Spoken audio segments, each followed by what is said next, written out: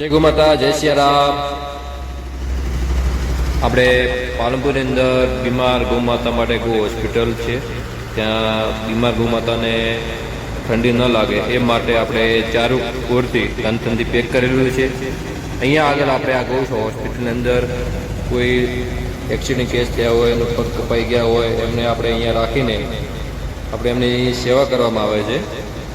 કે અહીંયા આગળ આપણે ગૌ હોસ્પિટલની અંદર કોઈ માં જન્મ આપીને ને દેવ થઈ ગયો હોય ને એવા મા વગરના વાછડા આપણે અહીંયા રાખીને એમને ઉછેરીએ છીએ, મોટા કરીએ છીએ। ને તમે જુઓ છો કે અહીંયા અલગ અલગ આપણે જે એક્સિડન્ટ અંદર અમુક ગૌ માતાઓ હોય એમને એમણે પોતાનું પગ ગુમાવી દીધેલો હોય છે।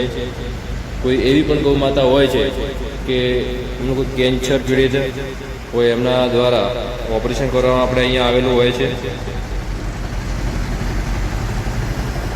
અલગ અલગ આપણે અહીંયા બીમાર ગૌ માતાની સેવા કરી રહ્યા છે।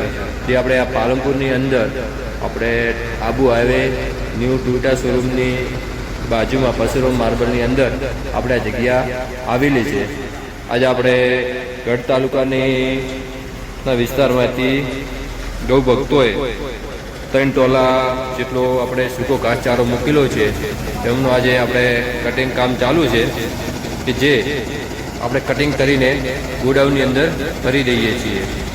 આપણા બધા ગૌ ભક્તો આજે સેવાનો લાભ લઈ રહ્યા છે અને કટિંગનું કામ ચાલુ છે।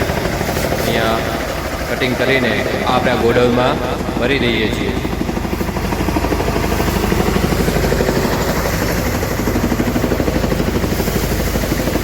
આપણા કંથનથી મારથી તમે દેખી શકો છો, આપણે આ કેવોની ચારે કોરથી પેક કરવામાં આવેલું છે। જો પણ તમે આ સેવાનો લાભ લેવા માગતા હો તો આપણે ગૌ હોસ્પિટલે તમે વિઝિટ કરી શકો છો ને આવો બધા સાથે મળીને ગૌ માતાનો સેવાનો લાભ લઈએ। ને આપણું કામ છે કે ગૌ માતા બચવી જોઈએ।